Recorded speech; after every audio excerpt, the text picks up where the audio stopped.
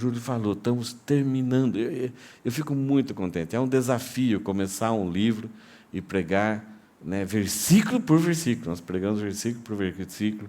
Teve alguns momentos que nós pegamos um bloco pequeno, teve momentos que pegamos... O último foi 48 versículos. Aí vocês aguentaram firmes e fortes aí. Hoje é o último capítulo, né, e vamos tratar do capítulo inteiro, 25 versículos. Isso é muito gostoso, principalmente depois de um tempo, quando a gente volta e revê. Eu sei que alguns de vocês não conseguiram estar aqui em todas as mensagens. Eu sei que a maior parte das coisas ficou nebulosas. O que é isso? Não entendi nada, né? Mas a ideia é que a gente não olhe para a Bíblia de forma matemática. A gente olhe para a Bíblia de uma forma assim visionária, né? A gente entenda detalhes, preciosidades que Deus colocou aqui para a gente, mas que a gente absorva aquilo que é essa verdade de Deus. Então, no livro de Juízes, a gente descobre uma verdade, duas verdades, que aquele povo que Deus escolheu é igual a nós, é um povo fraco, mas que o próprio povo fraco aceitou uma proposta de Deus, de que Deus propôs para esse povo. Vamos fazer uma aliança, e essa aliança vai depender de mim. E algumas vezes, se vocês toparem, quando vocês desobedecerem e me abandonarem, eu vou trazer vocês de volta. Não vai ser muito legal em alguns momentos, vai doer, mas eu vou buscar vocês com laços de amor. A ideia aqui de laço de amor é como se fosse um vaqueiro, né? O bezerro foge, está fugindo, o vaqueiro dá uma rodada, pega no pescoço. Você viu como que o bezerro, o cavalo fica? Ele recebe um tranco, ele cai no chão. Não é nada, é assustador, não é nada confortável, mas ele é trazido ao conforto do seu dono. Então, o que nós vamos ver no livro de Juízes é isso, né? É um povo fraco diante de um Deus forte fazendo aliança. E vai mostrar no livro de Juízes esses ciclos de falhas em que a nação de Israel permaneceu. Como que eram esses ciclos de falhas? Sossego, depois o povo estava tranquilo, depois vinha a safadeza, o povo esquecia de Deus, achava que podia viver independente, abandonava Deus. Por causa da safadeza, que Deus garantia liberdade para eles, mas por causa da safadeza eles ficaram escravos. Então vinha a servidão. Quando vinha a servidão, doía. Algumas vezes eles entendiam que a servidão era proveniente de uma causa causada pelo pecado. Então, no começo, eles voltavam para Deus. Mas, depois, eles simplesmente suplicavam por libertação, para Deus trazer aquele conforto que eles tinham. Eles não aceitavam a ideia de que o problema estava neles. E, muitas vezes, eles chegavam entre linhas, Deus vai falar lá na época de Gideão, eles começavam Deus falou que tem uma aliança de proteção conosco. Cadê esse Deus que não vê que a gente está sofrendo? Então, eles transferiam a culpa para Deus. Aí, eles suplicavam, Deus, então, resolvia, avaliava, Deus conhecia todos os corações, então, leva eles a entender isso, então, Deus levantava um libertador. Aí, o libertador, algumas vezes, arregimentava um exército, um pequeno exército, um exército grande, até que, terminando Sansão, ele é o único exército. E, como o único, então, mostra ali o poder de Deus sobre a vida de um homem que mata 30, mata... mil filisteus, depois mata um monte de filisteus num só dia, derrubando o templo. Então, mostra esses ciclos de falhas. Então, sossego, safadeza, servidão, súplica e a salvação. Passava-se uma geração, os pais não transmitiam a palavra do Senhor aos seus filhos, mas mesmo que transmitissem, os filhos, no caso ali dos pais de Sansão, mostra que eles se esforçaram um pouco para transmitir, mas o coração dele, o olho dele, falou mais alto, e ele sempre estava lá em Gaza, não saía de Gaza, e morreu em Gaza, foi enterrado em Israel. Depois de Sansão, nós vemos ali, então, algumas histórias que elas refletem o coração da nação. Como era esse processo? O Mica inventando uma religiosidade, construindo ídolos, daqui a pouco chegam os danitas, roubam Mica, roubam levita, daqui a pouco tem um levita que a namorada foi embora, e ele vai atrás, e quando está de volta para o caminho, vai dormir numa cidade, aqueles homens lá da cidade de Gade, que são dos benjamitas, querem ter relações com ele. Aí o dono da casa entrega a filha, e o levita entregou a concubina, eles abusaram, ela morreu. No outro dia, ele fatia ela em 12 pedaços, como se fosse sushi ali, e manda para a nação de Israel, para as tribos, dizendo: olha, considerem isso. E as tribos, então, fizeram uma assembleia lá numa cidade chamada Mispa, lá em Benjamim.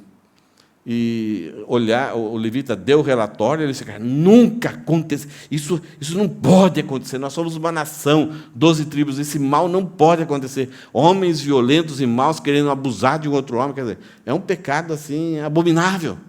Ainda mais porque não foram atendidos nos seus desejos, matam a concubina desse homem, que é uma propriedade de alguém.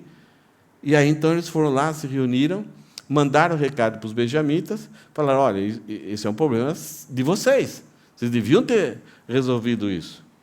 E os benjamitas, orgulhosos, não estão nem aí, e falam: vocês querem guerra? Então vai ter guerra. Aí a nação: tá bom, então vamos ter guerra. Aí chegaram lá e perguntaram para Deus: quem deve subir primeiro lá para guerrear com os benjamitas? Aí Deus falou: vai ajudar. Foi lá, levou uma coça. Aí já choraram diante de Deus. Aí não era só uma pergunta, já era um choro. Devemos subir novamente? Deus: vai. E morreram milhares. Aí fizeram o holocausto, aí fizeram já um culto, uma celebração, assim, uma coisa mais envolveram mais Deus ali, né? E agora, quem deve ir? E aí teve a estratégia, né? De que uma parte iria por trás da cidade, outra parte chegaria para lutar com os benjamitas. Os benjamitas, quando vissem esse pessoal, iria atacá-los, eles então fugiriam, e os benjamitas matariam. Quando estavam matando os 30, estamos vencendo novamente, vamos atrás deles. Mas esse pessoal que entrou por trás da cidade, destruiu a cidade, e agora sai. E o sinal era tacar fogo. Então, saem assim para fazer um sanduíche dos soldados de Benjamim. E quando os soldados de Benjamim olham para trás e vê a fumaça, complicou. Agora não tem jeito. Começaram a fugir para tudo quanto é lado pelas estradas, e o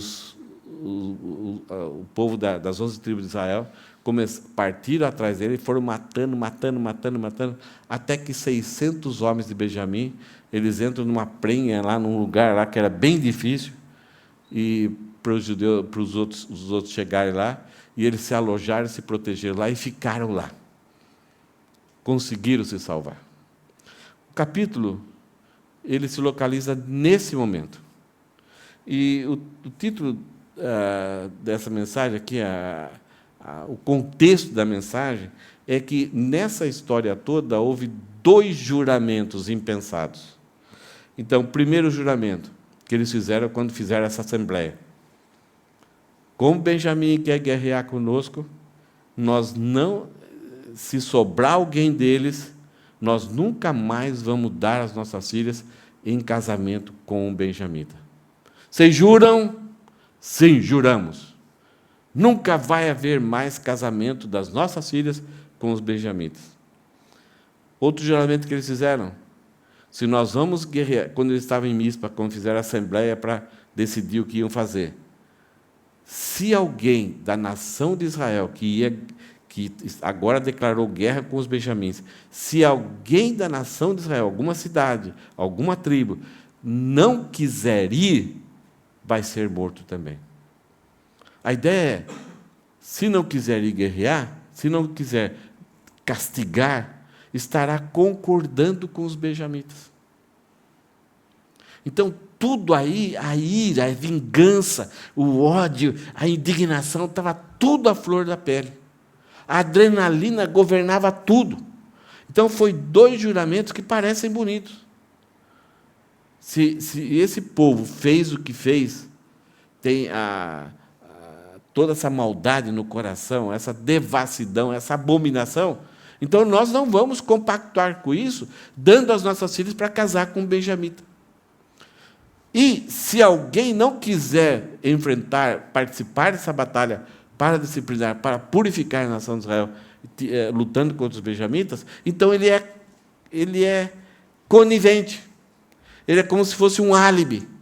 Ele é concordante. Então, esse mesmo grupo, não importa se é cidade, família ou tribo, também vai receber a mesma punição.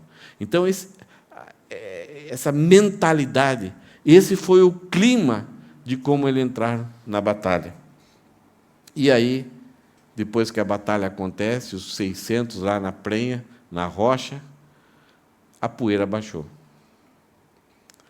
E depois que a poeira baixa, a gente olha e fala, nossa, o que eu fiz? E agora? Que desgraça foi acontecer? E aí a tese de hoje, o Fabiano não está aqui, mas tem uma palavra para ele aqui. Os subterfúgios espirituais demonstram a desintegração social de um povo. Já ouviu essa palavra subterfúgios? Não é uma palavra que eu nem sei se alguém usa corriqueiramente. Nós, brasileiros, substituímos a palavra subterfúgio por uma outra palavra. O jeitinho. Meu pai passou várias coisas para mim, assim, visão, tal, mas uma das coisas que meu pai passou para mim é que é junto com o jeitinho, a gambiarra. Então, subterfúgio é um ardil, é uma forma assim descarada de quando a pessoa faz um erro e aí ela tenta consertar de um jeitinho brasileiro. É uma gambiarra. E os subterfúgios espirituais, gambiarra espiritual, demonstra a desintegração social de um povo, com o povo. Então, o que é a nação de Israel? A nação de Israel já está vindo, já está vindo uma decadência, assim, além dos ciclos de falhas e restaurando, mas até os ciclos de falhas e repetições demonstram que a nação de Israel está indo para um caminho de decadência, e agora o que vai acontecer, finalizando o livro, é demonstrando que não somente há uma decadência espiritual, mas houve uma desintegração social. Quando Deus escolhe a nação de Israel, Ele queria que a nação de Israel fosse politicamente, economicamente, socialmente, religiosamente, uma nação especial, sadia, pura, e que desfrutasse desse caminho que Deus propôs para a nação de Israel, que traria sossego. Os versículos de Provérbio hoje, né, a sabedoria está na praça gritando, ela não está escondida, o caminho do Senhor não está escondido, ela está nas esquinas. Olha, eu tenho alguma coisa muito boa para você aqui. E aí, se a gente lê Provérbios, a gente fala que alguns tipos de caráter de pessoa, eles desprezam. Não, eu não quero. Isso aí é chato. Isso aí é para aqueles bobão lá. Então, a sabedoria, que nas Escrituras a gente vai ver que Jesus é a encarnação da sabedoria. Quando a gente lê como que é a sabedoria de Provérbios, a gente percebe ali o próprio Jesus, as suas atitudes, suas reações, o que Ele quer transformar para nós. Então, Deus, o caminho de Deus não está escondido, não é secreto, não é algo misterioso, somente aquelas pessoas iluminadas ou que têm uma noção, viva nessa nuvem assim de espiritualidade que sabe, não pisa na terra, que consegue entender. Não. Olha só coisa diferente aqui. A sabedoria de Deus, ela é acessível, ela é grátis. Sabe? Então, talvez por causa disso, ele fala, é grátis, então não vale nada.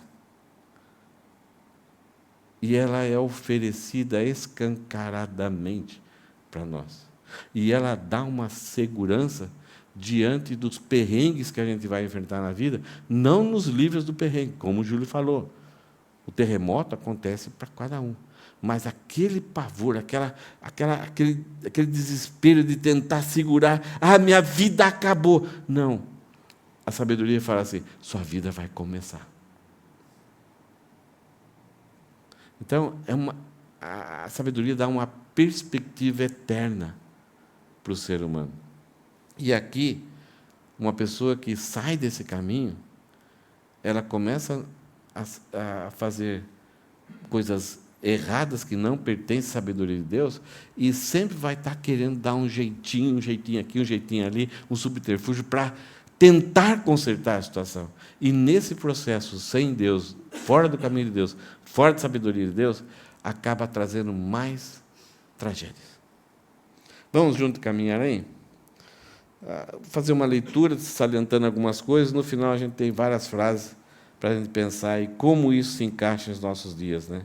Versículo 1. Ora, os homens de Israel tinham feito um juramento em Mispa, dizendo: nenhum de nós dará sua filha em casamento aos benjamitas. Então, quando eles se reuniram, olha, gente, ninguém, não importa o que aconteça aqui, daqui para frente, nenhuma tribo vai dar a sua filha em casamento para os benjamitas. Essa tribo vai ter que sobreviver por si mesma.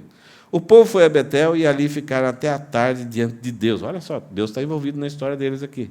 Levantaram a voz e choraram amargamente e disseram: ah, Senhor, Deus de Israel, por que aconteceu isso em Israel? Porque hoje falta uma tribo. Isto é, eles perderam muito nas 3 tentativas, aí tiveram uma emboscada, uma estratégia, destruíram, eliminaram a tribo de Benjamim, só sobrou 600 homens.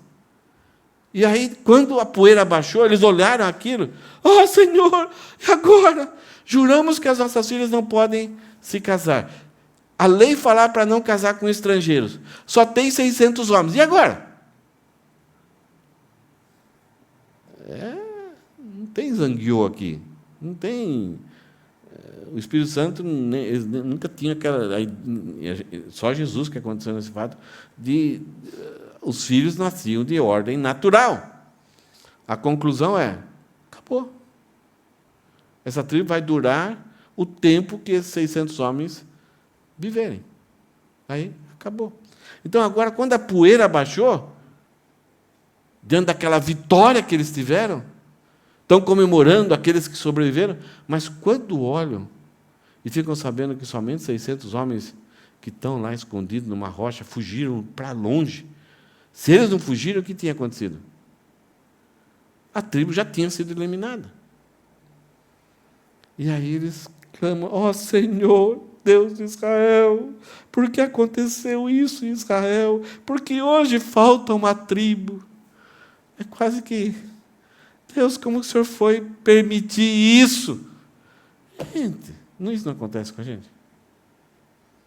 A gente faz nossas burradas, a gente muitas vezes até pensamos que estamos fazendo o certo, mas com aquela adrenalina. E daí a gente fala: Deus, por que o Senhor foi permitir isso? É exatamente isso que a nação de Israel fez. No dia seguinte, o povo, pela manhã, olha só, as coisas boas a gente tem que sempre decidir pela manhã, não pode deixar para depois. Se levantou e edificou ali um altar. Olha, querem envolver Deus, querem colocar um memorial ali. E apresentar holocaustos e ofertas pacíficas. Eles querem que Deus venha assim carimbar aquilo que tudo aconteceu. E os filhos de Israel perguntaram: quem de todas as tribos de Israel não compareceu à Assembleia do Senhor? Eles estão agora pensando: puxa, como que a gente pode resolver isso? Eles tinham jurado que se alguém não comparecesse, então seria morto. E aqui já tentando: o que a gente faz agora? E agora o que a gente faz? Oh, olha a desgraça, a culpa que nós temos. Então, a culpa, geralmente, ela leva a gente a buscar essas saídas totalmente erradas. Então, eles fizeram a pergunta. Alguém teve alguma ideia? Quem de todas as tribos de Israel não compareceu à Assembleia do Senhor? Por que eles fizeram essa pergunta? Porque tinham feito um juramento solene. Isto é, um juramento assim, oficial, né, pela boca de pessoas que eram autoridade. Todas as pessoas ouviram muito bem, e perguntaram se todos tinham ouvido, sabe aquele negócio meio oficial. Porque tinham feito um juramento solene, e esse juramento era o seguinte: quem não comparecesse à presença do Senhor em Mispa seria morto. Todas as vezes que aparece a palavra Senhor aqui, eu coloquei em azul.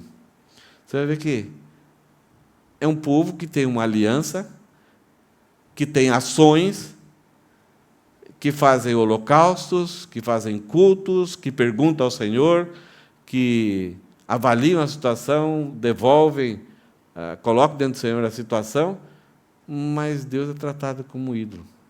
Pura religiosidade, nada de espiritualidade. Versículo 6. Os filhos de Israel tiveram compaixão de seus irmãos da tribo de Benjamim e disseram, quando viram, a notícia chegou, só tem 600 lá, ainda tem 600. Não foi destruída por todos, mas são todos homens.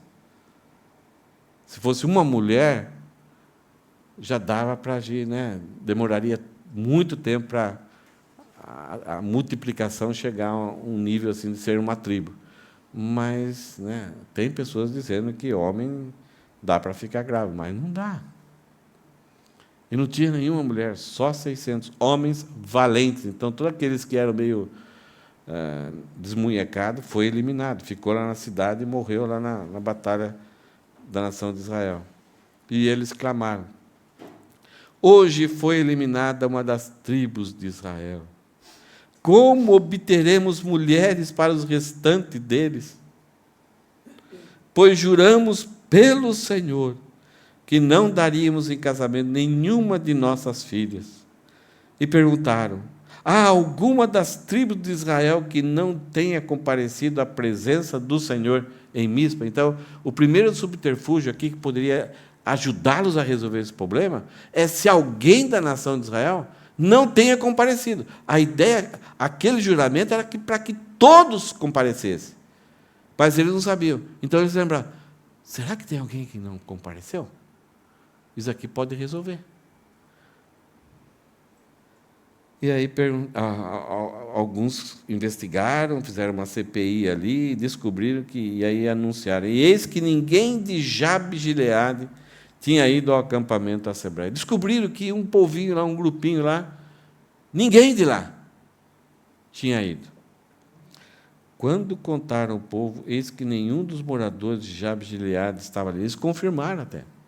Alguém deu a notícia, mas será?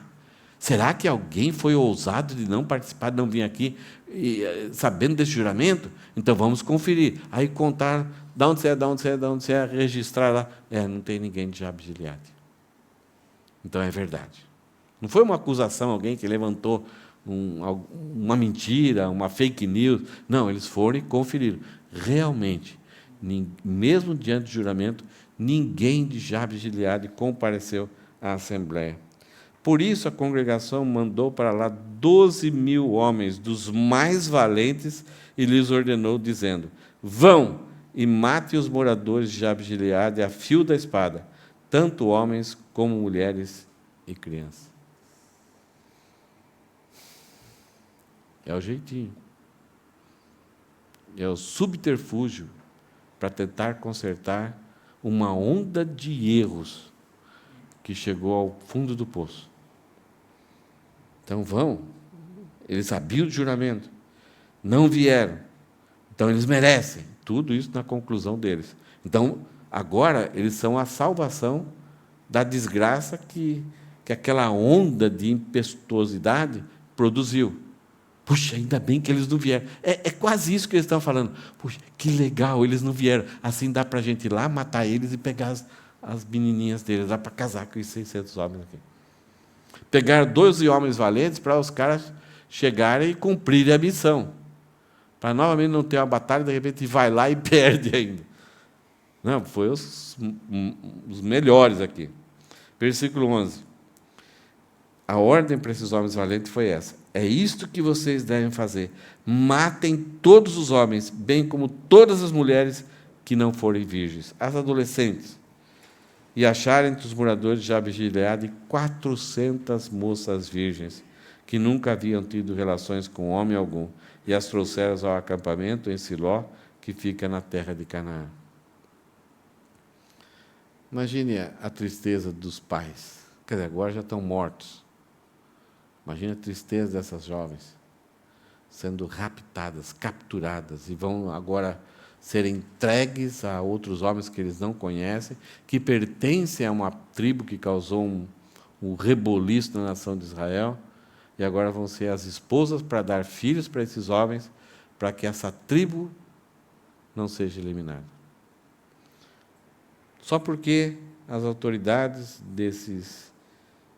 desse povo Jabe-Gileade aqui não deram bola à ideia de que era sério a convocação. Talvez até eles pensaram de um jeito: os caras estão tudo maluco. Cada um deve ficar na sua, tal, deixa o problema lá, eles vão se autodestruir. E agora, mas a coisa era séria, era uma coisa nacional. Então, Jabes de Gileade talvez buscou um subterfúgio, não quis se envolver, talvez tinha alguma razão, ou, não estou nem aí. E isso custou muito caro para eles, e essas 400 moças jovenzinhas agora são capturadas, sobrevivem, mas com essa maldade. Ninguém quer casar desse jeito, né? Ninguém quer uma filha que passe por esse sofrimento. Versículo 13. Então toda a congregação enviou mensageiros aos filhos de Benjamim, que estavam na rocha de Rimom. Foram lá pegar as 400, trouxeram, agora eles mandam um mensageiro para aqueles 600 homens de Benjamim que estavam escondidos e guardados por aquele tipo de rocha que os protegia. Eles fizeram uma proposta de paz. Olha, agora dá para tirar o temor, né? O objetivo era que eles não tivessem a culpa de ter eliminado definitivamente uma tribo.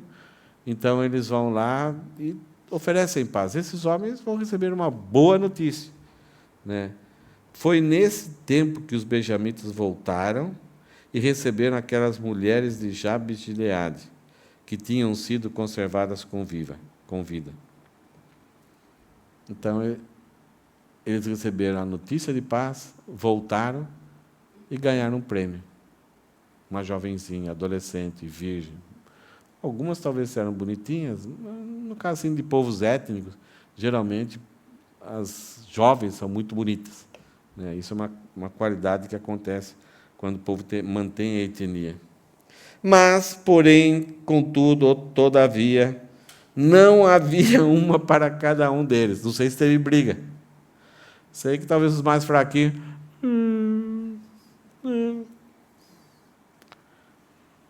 E agora?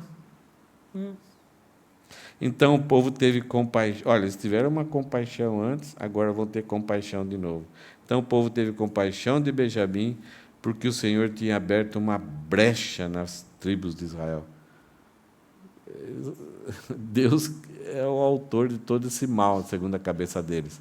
Eles não percebem que a indignação contra o pecado, descontrolado e juramentos impensados, e aquela violência, mesmo tratando assim com termos espirituais, os levou àquela situação.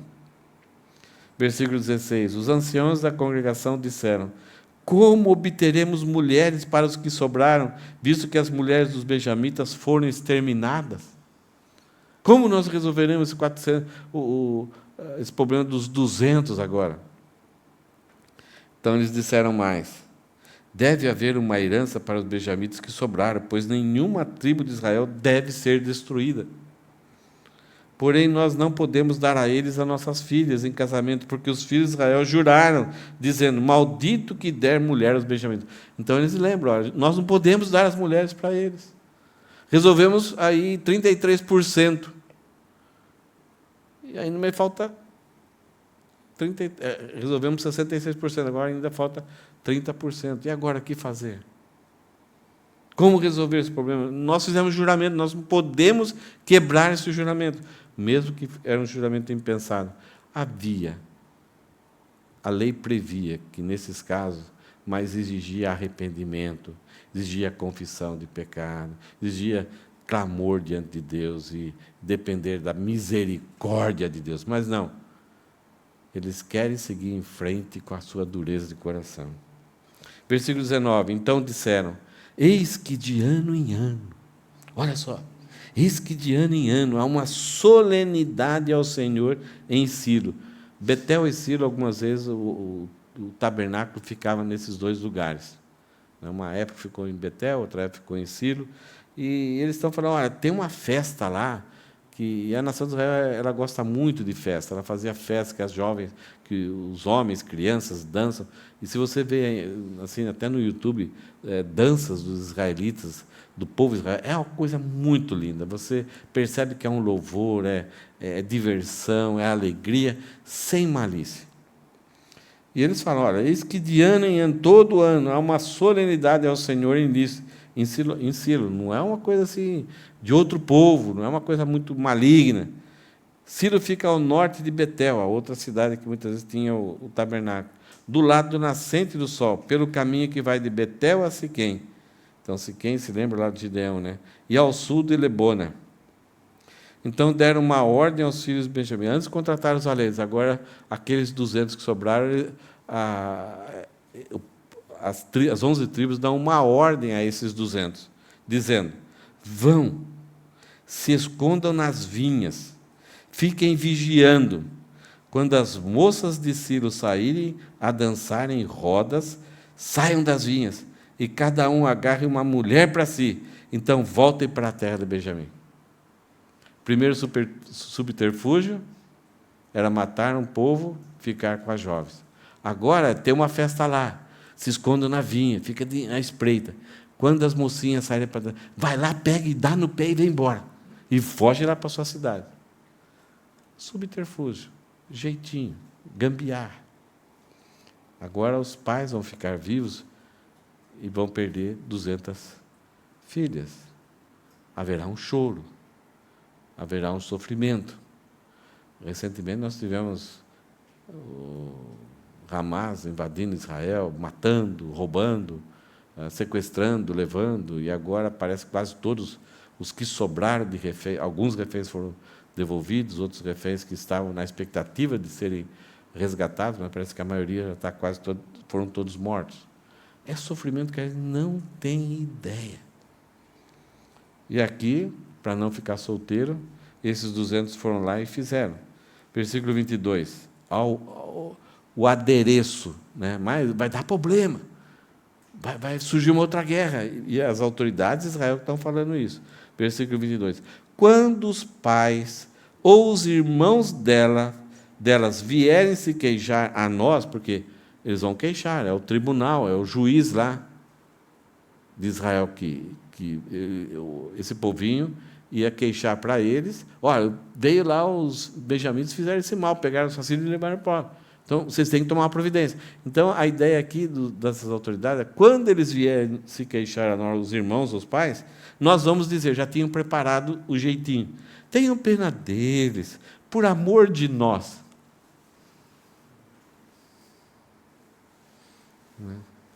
Tenham pena deles, por amor de nós.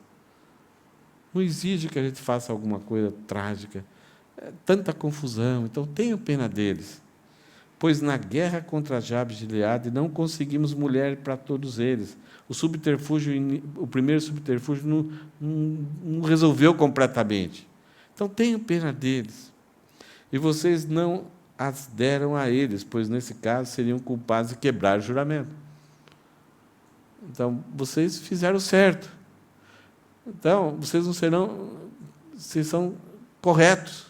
Porque, senão, se vocês tivessem dado filhas, seriam quebrados o juramento. Mas eles roubaram. Então, deixa como que está. Assim fizeram os filhos de Benjamim. E, dentre as moças que saíram para dançar, eles tomaram para si mulheres, conforme o número deles.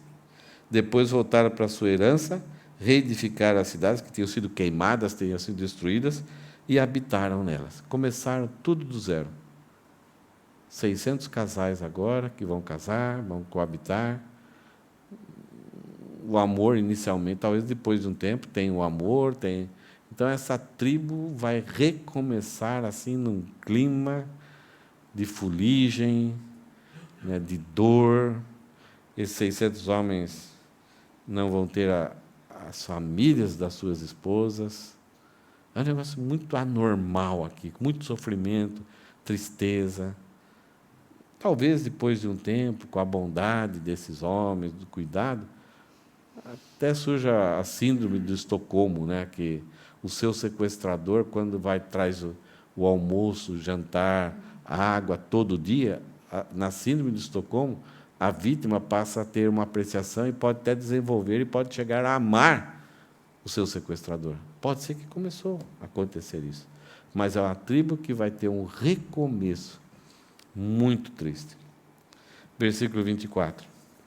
Então os filhos de Israel também partiram dali. Acabou, resolveram. O subterfúgio, então, está do jeito que eles querem. Então os filhos de Israel também partiram dali, cada um para a sua tribo, para a sua família e para a sua herança, sua terra. E mais uma vez, essa frase vai ser repetida. Naqueles dias não havia rei em Israel. Cada um fazia o que achava mais certo. Isto é, era uma nação que vivia de subterfúgios, mesmo que envolvesse Deus, que sacrificasse, que clamasse, que orasse, que questionasse Deus, cada um fazia o que era certo. E aqui os subterfúgios demonstram isso, que queriam consertar do jeito deles, trazendo mais tristeza. E aqui terminamos o livro de Juízes, mas aí começa a monarquia. Samuel vai fazer um elo de ligação entre essa época de juízo que não há rei em Israel e a monarquia, quando começou a haver rei em Israel. Então, o povo, por causa disso, eles falam, olha, todos esses problemas, toda situação, cada um faz o que é certo aos seus próprios olhos, é porque não tem um rei em Israel. Lá em Abraão, Deus fala que quando eles voltarem do Egito, eles tiverem a sua terra, eles pedirão um rei. Esse rei deverá escrever o livro da lei com as suas próprias mãos, não multiplicar cavalos, não multiplicar mulheres e não multiplicar riquezas. Deus, lá na época de Abraão, vocês vão para o Egito, depois vão voltar, eles vão se cansar de Deus, vão pedir um rei, e esse rei, quando pedir esse rei, quando eles tiverem que sustentar o rei, o reinado, com todo o palácio, com tanto empregado, com tanta sogra, com tantas mulheres que esse rei vai se casar, aí, nessa hora, o rei, para manter-se um pouco diante de Deus, ele vai ter que escrever o livro da lei com a sua própria mão, ele vai ter que seguir os princípios da lei. Então, o livro de Provérbios foi escrito por Salomão por causa disso. Então, ele pega o livro da lei e transforma em coisas práticas. Não multiplicar cavalos, Salomão, até hoje, as baias dos cavalos lá em Israel tem, porque Salomão comprou cavalo, que era o tanque de guerra da época. Não multiplicar riqueza, Salomão foi o rei mais rico daquela época. Não multiplicar mulheres, Salomão fez aliança com todos os povos e trazia as filhas desses reis para morar ali em Israel. E, consequentemente, como Israel era muito bom, as sogras vinham, então a idolatria veio e destruiu o coração de Salomão. Então, mesmo Deus orientando, Deus dando aviso à nação de Israel, queria ser igual às outras nações. Então, Samuel vai estar orientando o povo, mas o povo vai reclamar para Samuel, não, a gente não quer mais você, a gente quer um rei, queremos o rei, queremos o rei. E Deus então fala para Samuel ir até a casa de um homem, e que nesse caminho ia encontrar um jovem que estivesse buscando as mulas do pai, que se perderam do pai dele. Sabe quem foi esse jovem que Samuel encontrou? Que foi o primeiro rei de Israel. Saul. De que tribo era Saul?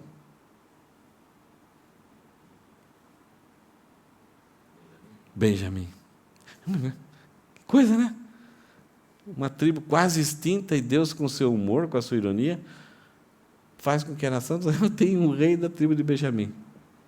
E o primeiro homem a levar a mensagem, assim, não o primeiro homem, mas assim de forma intensa, proposital, programada, estratégica, que bancou o ministério de falar de Cristo à nação de Israel e também aos gentios, quem foi ele? Pessoa com mais intensidade, que deixou toda a orientação sobre a igreja, sobre o evangelho, sobre a pessoa de Cristo. Quem foi essa pessoa que Deus escolheu? Tirou lá do judaísmo, assim, ele perseguia, ele queria matar, queria destruir. Paulo, de que tribo ele era? Benjamim. E o nome dele em hebraico é?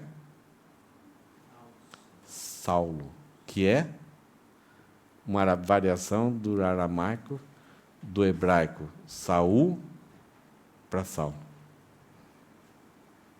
Tem ironia de Deus. O caminho do homem, quando ele sai do caminho de Deus, Deus fala, tá, eu vou ensinar muitas coisas para vocês. Eu só queria... A monarquia é 40 anos do rei Saul, depois ele se afasta do Senhor, ele quer viver o seu caminho, daí tem 40 anos de Davi. Davi também é um homem segundo o coração de Deus, mas também mostrou as suas dificuldades. Daí tem Salomão, que era um homem que dividiu o seu coração. Saul não tinha coração para Deus. Davi era todo o coração para Deus. Salomão era um coração dividido. Ele dividiu o seu coração com as coisas. E até buscou em muitas coisas para entender qual é o significado, qual o prazer, qual é o sentido da vida. E ele descobriu que o sentido da vida é: lembra do teu Criador nos dias da tua mocidade, antes que venham os maus dias, nos quais venha dizer: não tenho neles contentamento. Salomão, em toda a sua busca, ele teve essa conclusão. Lembra do teu Criador nos dias da sua mocidade, antes que você comece a fazer besteira, antes que você comece a andar em outros caminhos, em caminho do seu coração, antes que você comece a fazer subterfúgios, gambiarras, mutretas, ardis. E aí você não vai encontrar contentamento, porque Deus é o contentamento. Eu escrevi algumas frases aqui, tirei de alguns lugares também, só para a gente terminar essa mensagem aqui. Quando damos um jeitinho para dar certo, nunca tratamos do que está errado. Algumas vezes fizemos alguma coisa errada, aí a gente tenta dar um jeitinho para consertar a consequência, mas nós não tratamos do problema que está lá no nosso coração. Até agimos religiosamente, tem que ir na igreja, tem que dar dízimo, tem que ajoelhar, tem que o pastor passar a hora na cabeça, impor as mãos, subir uma escada. Então a gente vai tratar de alguma forma para resolver o problema, mas temos dificuldade de tratar o problema no coração, que é abandonar a Deus, não arrependimento, não confissão, é não reconhecer o mal que está em nós e que deve ser tratado pela graça de Deus. A gente tenta os subterfúgios. Devemos fazer um diagnóstico muito apurado e não somente olharmos para as consequências. O pecado sempre tem efeitos maiores do que imaginamos. Tanto o pecado em si, como os subterfúgios. A gente não controla as consequências. E a nossa mente é finita, a gente não sabe os desdobramentos. Algumas vezes achamos assim: eu cometi esse erro, mas se eu fizer agora, vai ser tão bom. Subterfúgios até parecem bom por um tempo. Mas o pecado não resolvido, pelo menos, ele mantém a culpa. Ele mantém a condenação. E Deus vai fazer que a gente aprenda de alguma forma. Uma coisa puxa a outra, até que muitas pessoas são afetadas e situações extremamente complicadas surgem. Não é isso que aconteceu? Lutaram, vão fazer isso, perdem, aí sobra 600, vão arrumar mulheres para 400, aí não deu certo, vão arrumar para 200, aí outras famílias sofrem com isso, e aí a tribo está esfarelada. Aí, depois de tudo isso, é triste ver aquele versículo, né? E cada tribo voltou para casa, cada família, cada herança. Muitos com cicatrizes, alguns perderam irmãos, perderam pais. Por quê? A adrenalina veio e vamos fazer, vamos lá. Todo mundo, não pode fazer isso, pode juramentos impensados. Então, uma coisa puxa a outra, até que muitas pessoas são afetadas e situações extremamente complicadas surgem.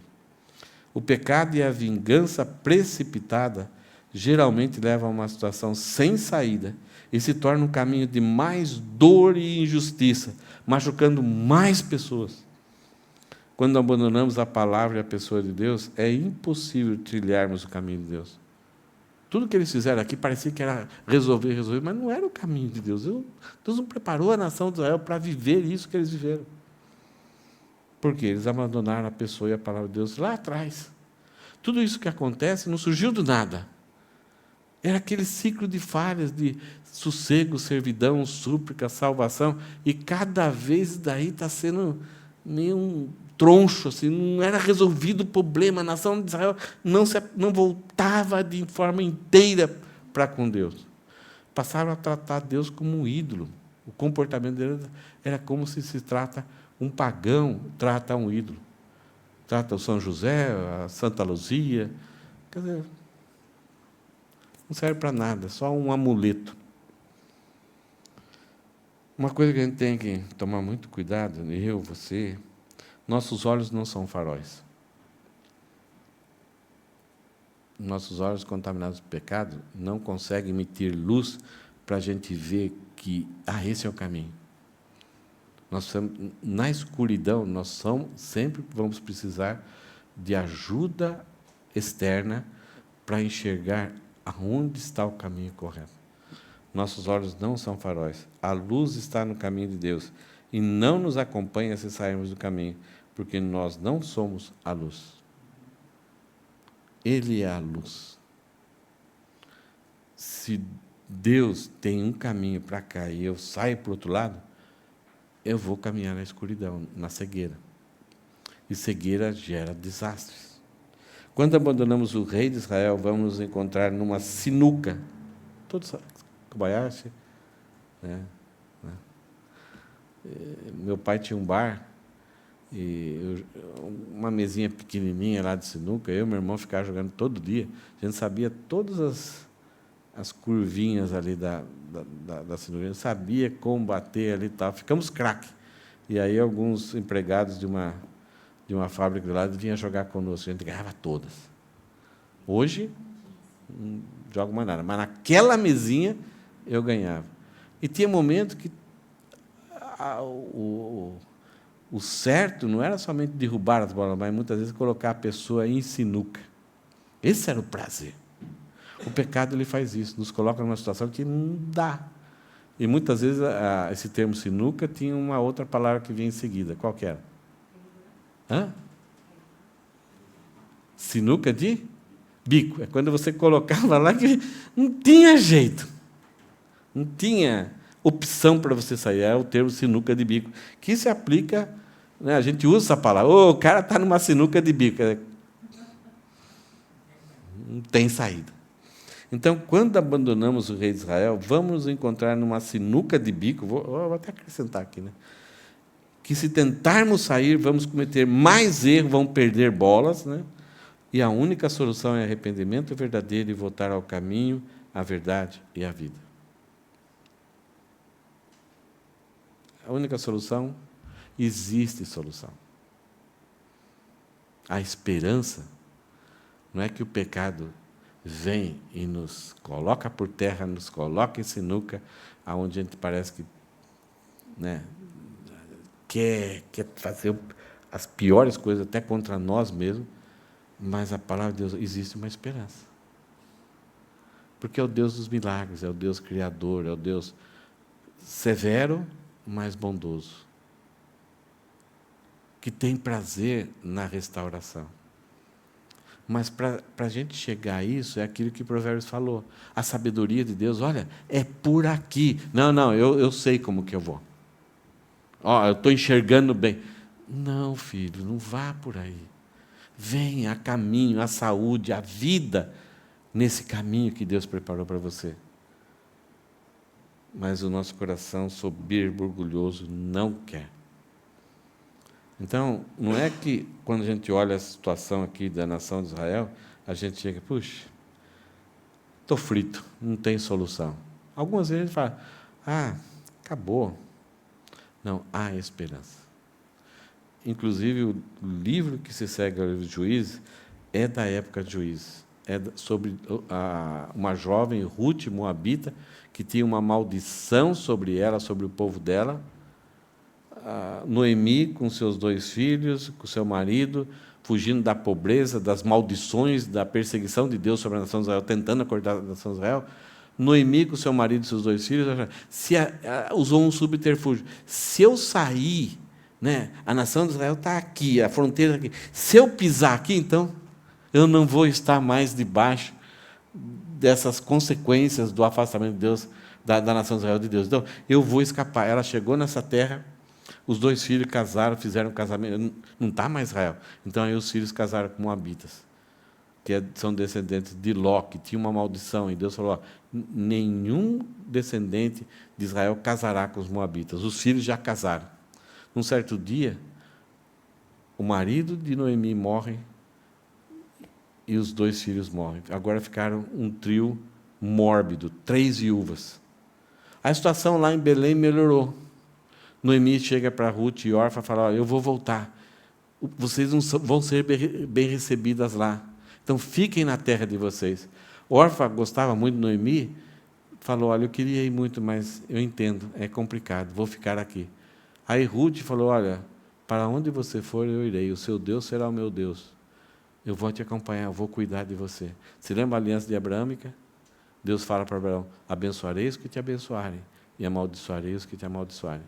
Ruth vai contra a aliança de maldição que tem sobre ela, mas ela pega uma aliança eterna e se apropria daquilo e abraça a Deus. Não havia esperança para ela, mas numa oportunidade que ela teve, ela abraçou a Deus. E ela foi com Noemi. Chegou lá, são 2 viúvas pobres que tinham perdido a sua propriedade. E, de repente, Noemi encaminha, orienta a Ruth, e ela vai, tem toda uma história, e ela vai se casar com Boaz. E ela vai se tornar o quê? A bisavó do rei Davi. E ela vai estar na genealogia de Jesus. Uma gentia que não era judaica, que tinha uma maldição sobre ela, mas não seguiu a luz dos seus olhos. Ela resolveu reconhecer Deus na sua vida. E Deus abriu uma porta de esperança e restaurou a vida dela. Ela se casou com um homem bondoso, um homem digno, que devotou todo o amor para ela e se tornou a avó de Jessé. Avó ou bisavó? Ou mãe de Jessé, que é o pai de Davi. Posso estar confundindo alguma coisinha aqui. Deus resolveu. Então, há esperança. O grande perigo contra a esperança são os subterfúgios que a gente cria. Porque tentar resolver um erro com outro erro é trazer mais sofrimento, tanto para nós como para outras pessoas. Terminando o livro de Juízes. O livro de Juízes conta as histórias de um povo que abandonou o seu rei, Deus. Fala dos caminhos que tentaram na escuridão. Fala do sofrimento e desespero, o terror macabro que eles sofreram, mas fala repetidamente da misericórdia de Deus em dar oportunidade após oportunidade para voltarem a Ele. Esses ciclos de falha, eles mostram essa situação triste da nação de Israel, sempre cometendo, não aprendendo, e no final tendo subterfúgios, quase destruindo uma tribo, mas ao longo do tempo nós vemos Deus renovando, encaminhando o povo para voltar ao seu caminho, até que vêm os reis, vêm os profetas, e no final Deus manda o seu Filho se encarnando, morrendo na cruz, para resolver todos os subterfúgios, para destruir todos os subterfúgios. O autor dos maiores subterfúgios, dos mais inteligentes subterfúgios, é Satanás. Ele chegou para Jesus e falou, olha, vamos dar um jeitinho nesse seu futuro aí, olha, transforme as pedras em pães, atira-se daqui no pináculo do templo. Quer dizer, eram subterfúgios para criar uma situação que poderia ser bom, mas traria sofrimento para toda a eternidade, de toda a humanidade, não traria salvação para nós. Amém? Eu vou pegar vou ver se essa semana eu consigo ainda, todas aquelas frases, né? Acho que nesse daí eu não coloquei, o próximo não tem, né? Mas aqueles slides onde tem as frases, vou fazer talvez uma projeção, e aí você vai clicar, vai passar uma por uma assim, as ideias. Algumas você vai se lembrar, outras não, mas se você não se lembrar ou quiser ouvir essas mensagens, elas estão no YouTube, e eu vou fazer um PowerPoint como se fosse um game, né? Vai ter perguntas e vai ter 4 opções, só para você brincar um pouquinho. Então, talvez alguma coisa que você nem ouviu falar, então, de repente, só para continuar esse interesse nesse livro, tá bom? Deus abençoe. uma boa semana e que Deus nos dê a paz, a tranquilidade de vivermos uma vida sem buscar nos livrando dos jeitinhos. Quanto jeitinho espiritual se cria, né? As religiões são subterfúgios, são jeitinhos de tentar aplacar a ira de Deus contra nós, mas somente o sangue de Jesus é que consegue resolver todo o pecado. Ana, você ora?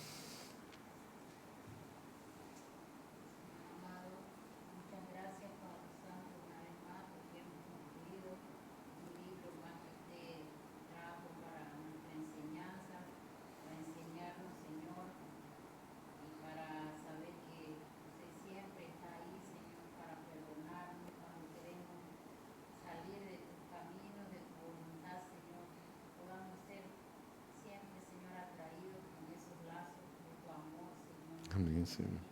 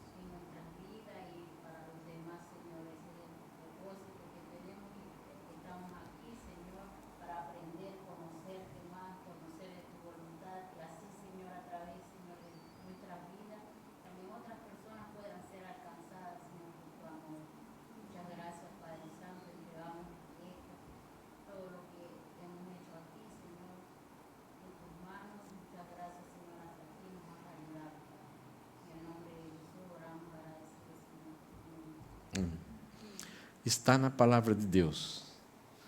Mas se chegar a um ponto de o seu filho não conseguir uma namorada, não faça o que eles fizeram, tá? Ok?